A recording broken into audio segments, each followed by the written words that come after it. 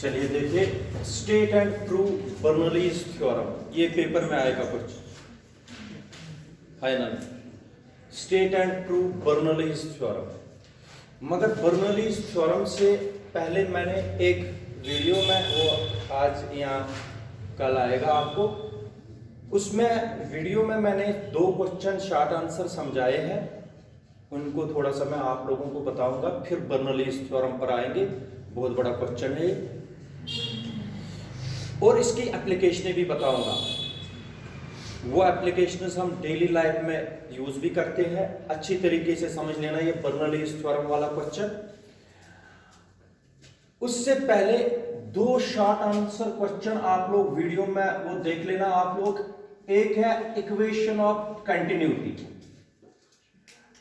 अगर पेपर के लिए आप लोग फिर उनको याद भी नहीं करोगे, लेकिन इस क्वेश्चन के लिए मुझे जरूरत है, इसलिए स्टेट बोर्ड में ये पढ़ाते भी नहीं है। Equation of continuity directly use करते हैं, लेकिन आप लोग याद रखना इक्वेशन ऑफ कंटिन्यूटी एक क्वेश्चन है। दूसरा मैं आप लोगों को बता दूंगा इक्वेशन ऑफ कंटिन्यूटी क्या है। Area multiply velocity, area multiply velocity, ये कांस्टेंट होता है। क्या होता है बेटा? कांस्टेंट, कांस्टेंट होता है। और इसको बोलते हैं area of cross section multiply velocity of the liquid. ये कांस्टेंट रहता है। और इसको दूसरे तरीके से हम जब लिखते हैं, इसको हम ऐसे भी लिख सकते हैं, A1 V1 is equal to A2 V2 is equal to M upon rho, M upon rho, ऐसे भी लिख सकते हो आप लोग। और ऐसे एक्चुअल में ये रिलेशन होती है इस तरीके से, A1 V1 rho is equal to A2 V2 rho is equal to M which is constant. ऐसे होती है ये इक्वेशन। तो जनरल में क्या लिखते हैं हम?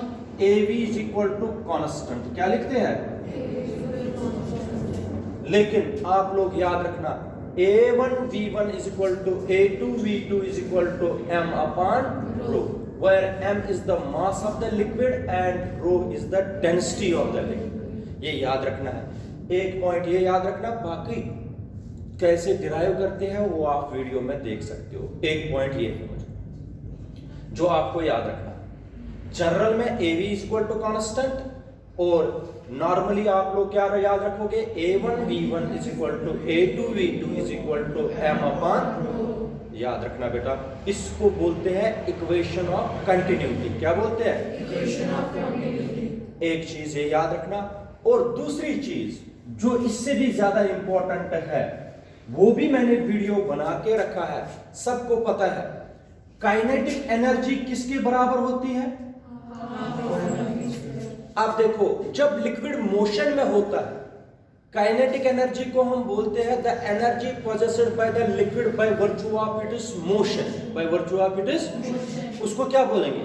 Kinetic energy. काइनेटिक एनर्जी सबको पता होता है, हाफ ऑफ mv²। और ध्यान रखो ये इंपॉर्टेंट है, मैंने 2021 लिखा है इस पर, इसीलिए क्योंकि ये आएगा पेपर में। अगर पेपर हो जाएंगे तो ये होगा क्वेश्चन। काइनेटिक एनर्जी किसके बराबर है? Half of mv। ईशा आप इधर, हाफ ऑफ mv², इधर बैठो, हाफ ऑफ mv²। अब अगर ये काइनेटिक एनर्जी, काइनेटिक एनर्जी वो मैं आपको बाद में भी बताऊंगा। जब एक पाइप में पानी चलेगा या कोई भी लिक्विड फ्लो करता है पाइप में, इसमें 3 किस्मों की एनर्जी है। एक है काइनेटिक एनर्जी, एक है पोटेंशियल एनर्जी, और तीसरी है प्रेशर एनर्जी। कितनी एनर्जी है? कौन कौन सा? काइनेटिक एनर्जी कितनी होगी? लेकिन जो मुझे जरूरत है, टर्म अंडरस्टैंड करना है अच्छी तरीके से। काइनेटिक एनर्जी आई हाफ ऑफ mv²। मुझे जरूरत है kinetic energy per unit mass. क्या जरूरत है मुझे? Kinetic energy per unit mass हो गया काइनेटिक एनर्जी अपॉन, वो होता है बराबर half of mv² upon m। शाबाश, mm हाफ ऑफ v²। तुम लोग बताओ मुझे, half of M V square क्या है? शाबाश। हाफ ऑफ वी स्क्वायर क्या है? हाँ, समझ आया कि नहीं? What is half of M V square? Kinetic energy per unit क्यों बोलते हो? It is simply kinetic energy. Kinetic energy per unit mass किससे लिखेंगे? Half of V square. शाबाश बेटा। इसी तरीके से तुम लोग बताओ मुझे, पोटेंशियल एनर्जी किसके बराबर होती है? M G. शाबाश। Potential energy per unit mass किसके बराबर हुई? M G H upon M, और M what is equal to? तुम लोग मुझे बताओ खुद, जी एच क्या है? एम जी एच क्या है? शाबाश। मगर प्रेशर एनर्जी मुझे डिराइव करनी पड़ती है, जो कि मैंने बताया आप लोगों को, वो उसका वीडियो आप लोगों के पास आएगा। वो मैंने वीडियो में समझाया है, कल के वीडियो में, वो अपलोड नहीं हुआ पूरा, तो जो ही वो अपलोड हो जाएगा वो देख लेना। ये तो समझ आ गया ना? तो तीसरी होती है प्रेशर एनर्जी पर यूनिट मास। प्रेशर एनर्जी पहले मैं आपको बताता हूं। प्रेशर एनर्जी, प्रेशर एनर्जी होती है पीडीवी। क्या होती है? Pressure energy. लेकिन प्रेशर एनर्जी को जब मास से डिवाइड करते हैं तो याद रखना, ये नहीं, आप लोग वहां पर देख के पोटेंशियल एनर्जी पर यूनिट मास आएगा आपको P अपॉन रो। P अपॉन रो क्या होता है? P इंटू dV क्या है? अब आप लोग बोलोगे सर इसको मास क्यों नहीं डिवाइड किया? मैं इसीलिए बता रहा हूं, जब आप लोगों को प्रेशर एनर्जी पर यूनिट मास निकालना है, इसके लिए मुझे 15-20 मिनट लगेंगे निकालने, वो मैंने निकाला हुआ है वीडियो में, तो वो देख लेना। पेपर में नहीं आएगा। पेपर में ये आप लोगों को याद रखना है, pressure energy per unit mass किसके बराबर है? जरा मुझे बताओ, pressure energy per unit mass किसके बराबर है? काइनेटिक एनर्जी पर यूनिट मास? शाबाश बेटा। पोटेंशियल एनर्जी पर यूनिट मास? अब मैं इसको मिटाऊं, आप लोगों को याद रहा कि नहीं? क्या याद रहा? Kinetic energy per unit mass half of potential energy per unit मास। शाबाश, बिल्कुल ठीक। अब और ये इक्वेशन ऑफ कंटिन्यूटी, ये दोनों पॉइंट्स में यहां पर लिख के रखता हूं, फिर मैं आगे बढ़ूंगा। A1 V1 is equal to A2 V2 is equal to M upon rho. एक ये है, ये पॉइंट मैं नोट करूंगा। और kinetic energy per unit mass क्या है? Half of V square. Potential energy per unit mass क्या है? बता।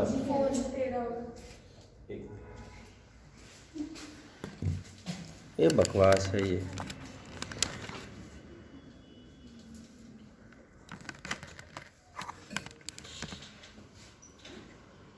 ठीक है। अच्छा, potential energy per unit mass क्या हुआ? GH। ये याद रखना, मुझे बताना है आप लोगों को। और pressure energy per unit mass क्या है? बताओ। P अपॉन रो। ये तीनों आप लोग याद रखोगे तो बर्नौलीज थ्योरम आएगी। अब आप लोगों को कोई मुश्किल नहीं लगेगा, टाइम लगेगा बेशक, लेकिन मुश्किल नहीं होगा।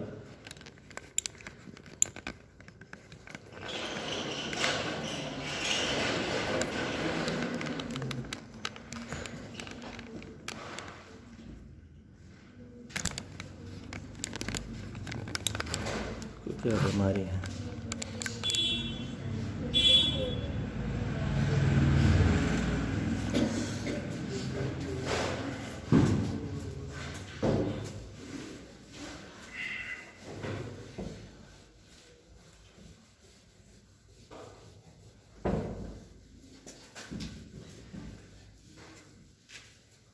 अच्छा देख लीजिए, एक एक स्टेटमेंट मैं बताता हूं। 3 स्टेटमेंट है इसके, 3 में से पेपर में कोई भी 2 लिख लेना।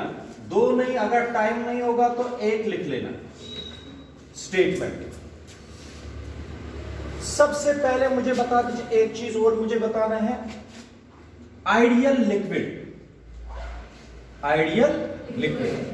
आइडियल लिक्विड का मतलब हो गया इनकंप्रेसिबल, क्या? Incompressible and non viscous. वो लिक्विड जो इनकंप्रेसिबल हो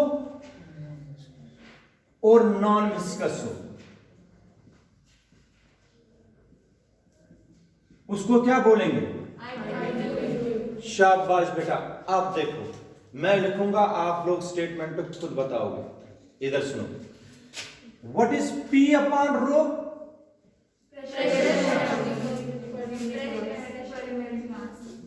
बोलते क्यों हो ये बोलना पर unit mass? Pressure energy per unit mass. What is GH? What is half of V square? किसके बराबर लिखा मैंने? ये ऐसे ही नहीं लिखूंगा, इसका प्रूफ दूंगा। इधर सुनिए, Bernoulli's theorem states that, Bernoulli's theorem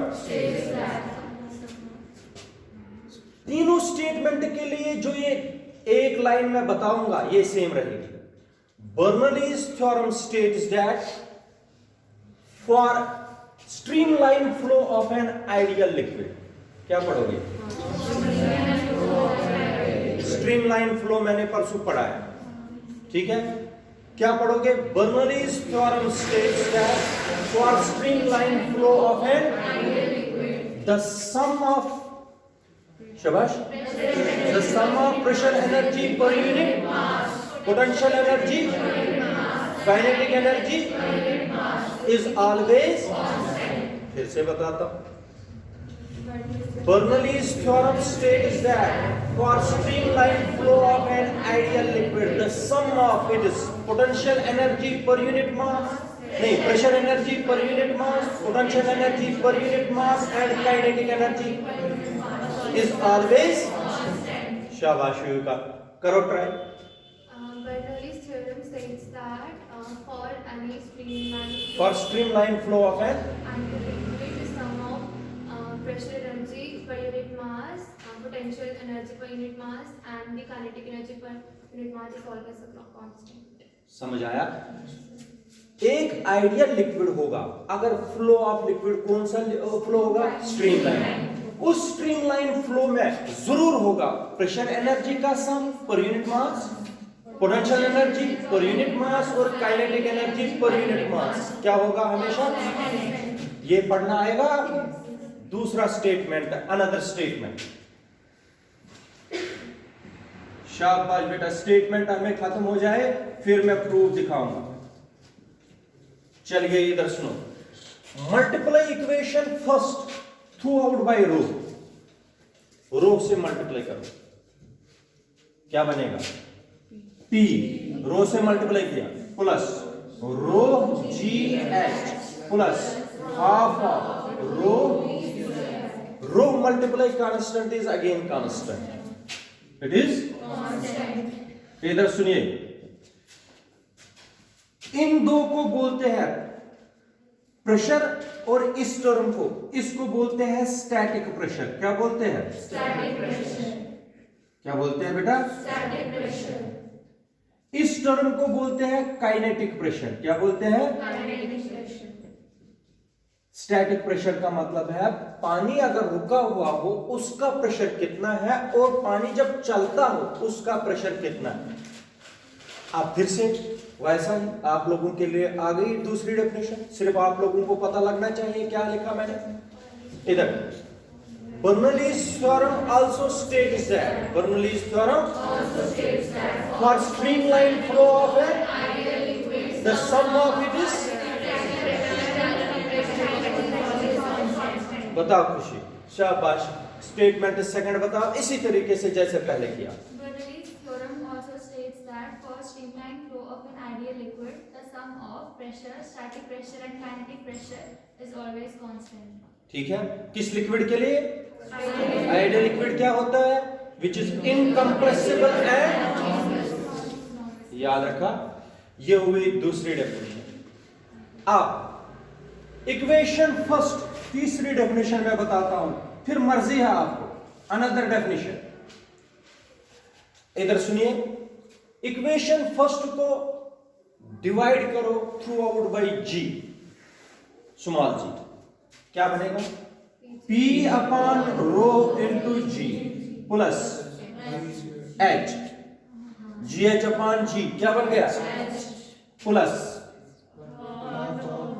half of V square upon is equal to constant, constant upon G is again.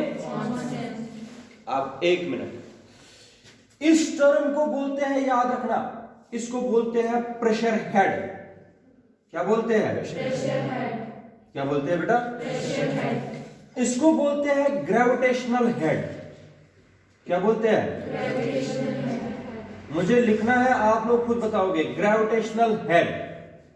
और इसको बोलते हैं वेलोसिटी हेड। क्या बोलते हैं? This is called velocity head. फिर से बोल, शाबाश। Bernoulli's theorem states that for streamline flow of an ideal liquid, the sum of pressure head, gravitational head and velocity head is always constant. तीनों definition आप लोगों के सामने है। रितिका बताओ तीसरी डेफिनेशन। शाबाश बेटा। Bernoulli's theorem also states that for the streamline flow of an ideal liquid, the sum of pressure head, gravitational head and velocity head is always constant. तीनों डेफिनेशन एक बार मैं बताता हूं, फिर आगे बढ़ेंगे, प्रूफ निकाल के देता हूं। इधर सुनो। Bernoulli's theorem states that for ideal liquid for streamline flow of an ideal liquid, the sum of pressure energy per unit mass, potential energy per unit mass and kinetic energy per unit mass is always constant. Second definition, Bernoulli's theorem states that for streamline flow of an ideal liquid, the sum of static pressure and kinetic pressure is always constant. Shabash. Bernoulli's theorem again states that for streamline flow of an ideal liquid, the sum of it is pressure head, gravitational head and velocity head is always constant. ठीक है बेटा, आएगा करना, इतना लिखना आएगा, एक statement कम से कम आएगा पेपर में। शाबाश। अब मैं आप लोगों को यही प्रूफ करके देता हूं। देख लीजिए प्रूफ ऑफ बर्नौलीज थ्योरम। फिर एप्लीकेशंस में बताऊंगा। एप्लीकेशंस का कंसेप्ट थ्योरेटिकल है। पहले आप लोगों को बर्नौलीज थ्योरम का प्रूफ बताओ। बर्नौलीज थ्योरम का प्रूफ देखो क्या है। सबसे पहले हमें एक पाइप लेनी है, लेकिन दिस पाइप इज, इस तरीके से मैं बनाऊंगा, it has different areas of cross section. क्या है? Different areas of cross section. Different areas of cross section का मतलब हो गया पाइप इस तरीके से।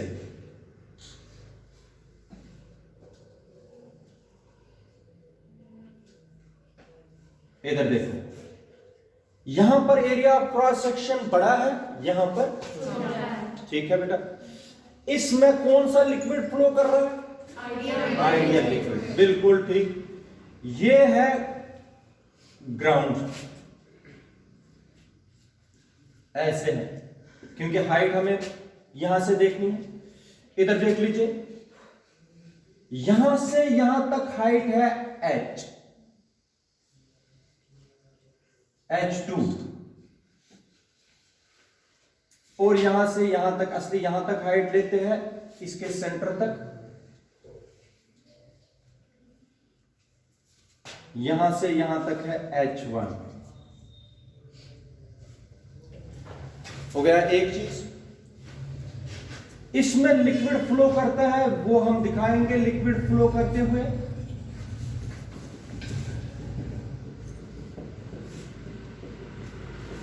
अच्छी तरीके से आप लोगों को भी पेपर में बनानी पड़ेगी ये डायग्राम।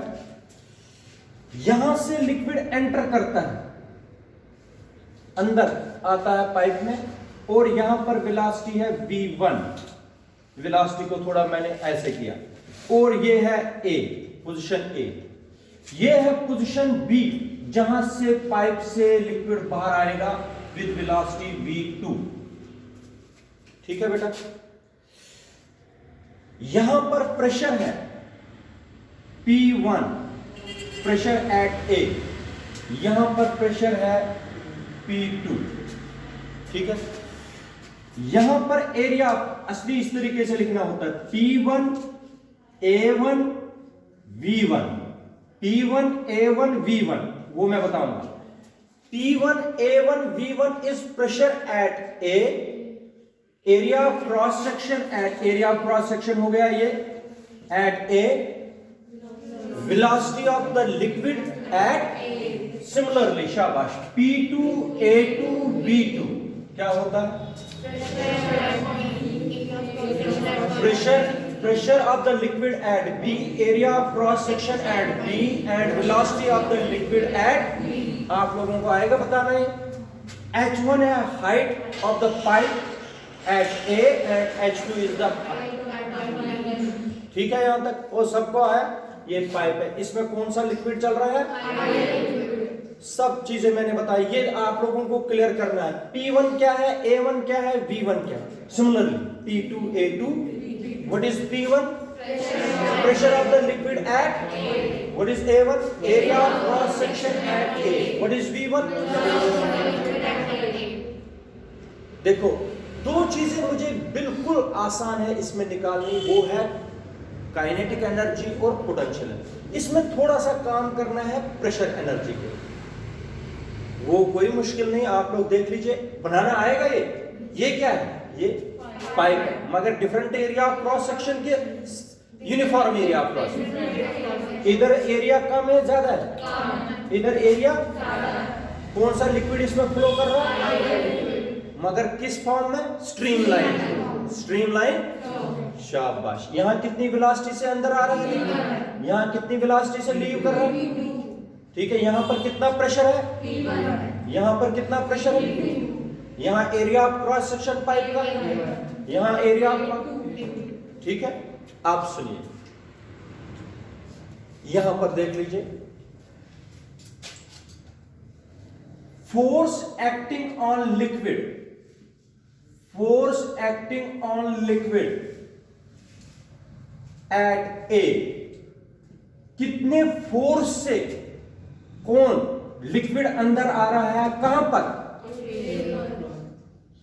फोर्स किसके बराबर होता है इन टर्म्स ऑफ प्रेशर? दिया।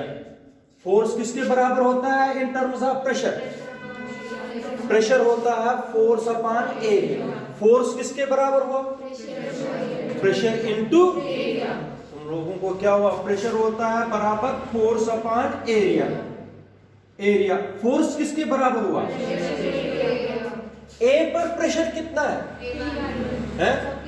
P1, बिल्कुल ठीक। एरिया कितना? P1 A1 है क्या? Force acting on the liquid eight, तुम लोग फिर से बोल रहे हो pressure. P1, what is P1 A1? जब प्रेशर को एरिया से मल्टीप्लाई करते हैं तो क्या बनता है? लड़कियों बताओ क्या बनता है? क्या पढ़ोगे इसको? Force acting on liquid at is equal to P1।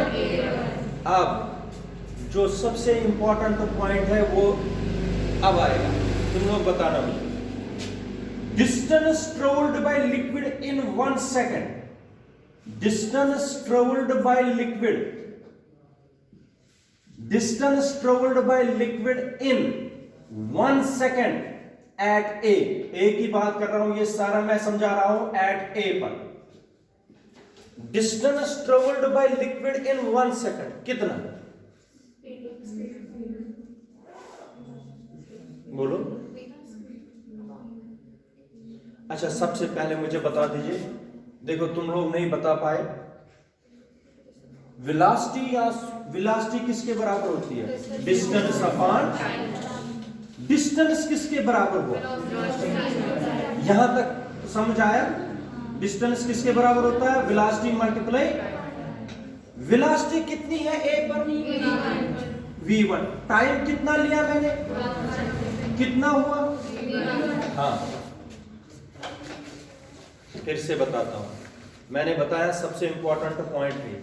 अगर तुम लोगों को क्लियर हो गया तो आगे बढ़ सकते हैं, नहीं क्लियर हुआ तो नहीं बढ़ सकते। जरा मुझे बताओ, डिस्टेंस किसके बराबर होती है? वेलोसिटी मल्टीप्लाई, मैंने यहां पर खुद लिखा पहले ही, distance travelled by liquid in time कितना बनाया, बस ये तो आपको याद रखना है। तो distance travelled by liquid in 1 second at A हो गया वेलोसिटी। वेलोसिटी कितनी है यहाँ पर v1, शाबाश, मल्टीप्लाई कितना हुआ शाबाश। फोर्स भी आ गया, डिस्टेंस भी आ गई। जब फोर्स को मल्टीप्लाई डिस्टेंस से करूंगा कनिष्का क्या बनेगा, Force multiply distance. हाँ Force multiply distance. क्या होता है फोर्स मल्टीप्लाई डिस्टेंस, तुम लोगों को मार पड़ेगी, शाबाश। Work done by the liquid at A, force multiply distance होती है वर्क। तुम लोगों को क्या हुआ, ये स्टेप बता रहा हूं, तुम लोग खुद भी कुछ नहीं बोल पाते। फोर्स भी निकाला, डिस्टेंस भी निकाला, किसी चीज के लिए निकालूंगा ना, क्या करें, फोर्स भी आ गया, डिस्टेंस ट्रेवल्ड भी आ गई, तो अब क्या हो गई, क्या लिखोगे, work done by the liquid at A, work done by the liquid at A is equal to W1। W1 किसके बराबर होता है, फोर्स मल्टीप्लाई डिस्प्लेसमेंट या distance. Force multiply distance, force कितना P1 A1 multiply what is, आप तुम लोग मुझे बता दीजिए what is P1 A1 V1, हाँ व्हाट इज V1 ना, distance travelled by liquid in, what is P1 A1,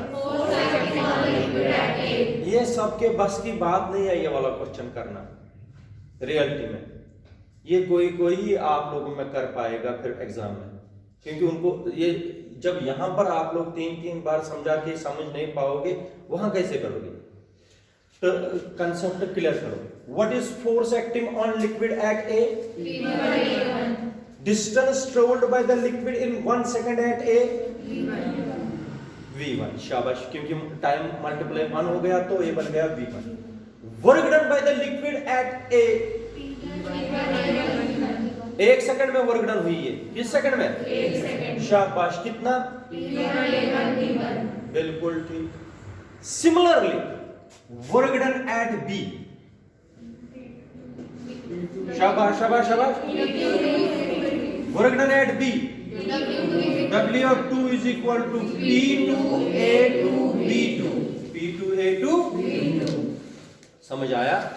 this is equation number first and this is equation number second. Net work done, क्या करेंगे, net work done, इधर देखो net work done, यहां पर आप लोग याद रखना नेट वर्क डन हो गया W1 माइनस W2। यहां पर वेलोसिटी ज्यादा होगी लिक्विड की, वहां पर वेलोसिटी इधर से एंटर और वहां पर लीव करेगा, वेलोसिटी वहां पर ही ज्यादा बनेगी, फिर एरिया ऑफ क्रॉस सेक्शन ज्यादा है। लेकिन नेट वर्क डन क्या करोगे, यहां पर कितनी वर्क डन हुई और यहां पर माइनस करना, शाबाश बेटा, क्या आएगा, P1 A1 B1 minus P2 A2, ये क्या होगी, नेट, शाबाश बेटा। देखो अगर मैंने नहीं पढ़ाई होती तब आप लोगों को डाउट रहता। According to equation of continuity लिखी हुई है, क्या लिखी है, A1 B1 के बजाय क्या लिखूंगा, M अपॉन रो। A2 V2 के बजाय क्या लिखूंगा, बनाई है, कौन सी इक्वेशन लगाऊंगा, इक्वेशन ऑफ कंटिन्यूटी। ये पेपर में लिखना है यूजिंग इक्वेशन ऑफ, क्या बनेगा, W is equal to P1 M upon rho minus P2 M upon rho. इसको मैं ऐसे लिखूंगा P1 माइनस P2, या इसी तरीके से रखेंगे तो रहने। दिस इज इक्वेशन नंबर 3, ठीक है, ये आ गई। मगर एक चीज आप लोगों को मैं बताता हूं, ये जो this work done is equal to the pressure energy, this work done is equal to the this work done is equal to the pressure energy. ये किसके बराबर है? ये वर्क डन, ये याद रखना।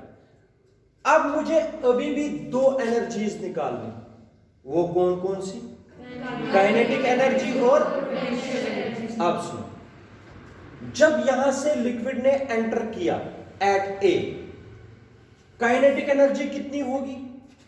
हाफ ऑफ mv1 का स्क्वायर।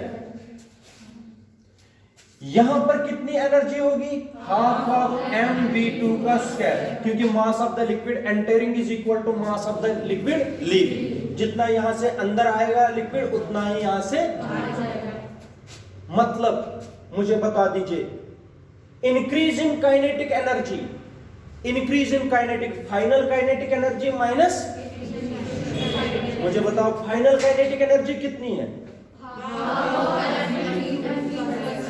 मुझे बताओ initial, increase in kinetic energy, शाबाश। स्टेप सेकंड, बोलो जल्दी जल्दी। इंक्रीज इन काइनेटिक एनर्जी कितनी? हाफ ऑफ mv2 का square minus half of m, ये होगी इंक्रीज इन काइनेटिक एनर्जी। शाबाश। इधर हाइट ज्यादा है कि कम है?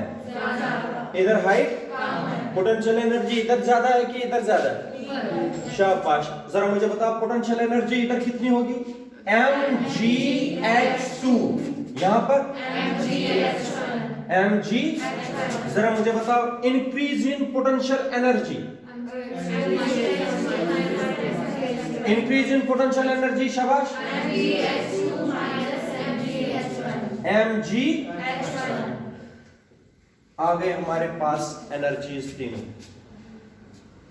अब फिर से आप लोगों को याद दिलाता हूं, एक थ्योरम है वर्क पावर एंड एनर्जी में, जिसको बोलते हैं work energy theorem. Work energy theorem states that total work done is equal to change in kinetic energy, change in. मगर यहां पर आप लोगों को बताना है, यहां चेंज सिर्फ काइनेटिक एनर्जी में नहीं आई, किसमें आई चेंज? इसलिए यहां पर बताओगे work using work energy theorem, total work done is equal to, work done is equal to total change in energy, total change in energy. जरा मुझे बताओ, using work energy theorem, using work energy theorem हो, इधर देखो सारे, using work energy theorem, जरा मुझे बताओ वर्क एनर्जी थ्योरम क्या है? Work done is equal to total change in energy, total change in energy, total change in energy. शाबाश बेटा, total change in energy. Work done कितनी आई है? बिल्कुल ठीक, शाबाश। P1 m upon rho minus P2 m upon rho is equal to total change in energy, total change in kinetic energy पे बोलो, हाफ ऑफ mv2 का square minus half of mv1 का स्क्वायर प्लस टोटल चेंज, शाबाश, mgh2 minus mgh1। ठीक है बेटा, थोड़ा सा कैलकुलेशन कर दीजिए, कैलकुलेशन करो। देखो क्या करना है आप लोगों को, 1 वाले एक साइड से करो, 2 वाले सारे एक साइड से करो, बातें नहीं करो। 1 वाले एक साइड से ले लीजिए, 2 वाले एक साइड से। बोलो जरा क्या आएगा? P1 m अपॉन रो, फिर प्लस, ये यहां आएगा तो प्लस बनेगा, ये यहां आएगा तो प्लस बनेगा, ये यहां जाएगा तो प्लस बनेगा, शाबाश, प्लस mgh1 वो लाया मैंने, ठीक है, plus half of mv square v1 का, ठीक है, समझ आए, इज इक्वल टू, शाबाश, P2 m अपॉन रो प्लस mgh2 प्लस v2 का। इधर सुनो, m यहां से कॉमन निकालो, m यहां से कॉमन निकालो, वो कैंसिल हो गया, ठीक है। इशारा इन तीनों में m है, कॉमन आएगा, इन तीनों में m है, कॉमन आएगा, वो कैसे आएगा फिर equation? P1 upon plus V1 का is equal to P2 upon plus GH2। तुम लोग मुझे बताओ, P1 अपॉन रो का मतलब क्या हुआ? आज बोलते हो प्रेशर एनर्जी, कल बोलते हो पर यूनिट मास। क्या पढ़ेंगे इसको? ये मगर कहां पर? ए पर। ए इसका मतलब इन तीनों का सम, इन तीनों का sum pressure energy per unit mass, potential energy per unit mass and कहां पर? जितना इन तीनों का सम कहां पर है, उतना ही कहां पर है? इन तीनों का सम उतना ही कहां पर है? दिस इंप्लाइज दैट जब यहां पर इन तीनों का सम बराबर है, यहां पर इन तीनों का सम, इसका मतलब हो गया pressure energy per unit mass plus gravitational energy per unit mass plus kinetic energy per unit मास, चाहे ए पर या बी पर क्या रहते हैं? This proves Bernoulli's theorem. तुम लोग मुझे बताओ समझ आया कि नहीं? एक बार मैं फिर से समझाता हूं, आप लोग ध्यान रखो, फिर आगे बढ़ेंगे।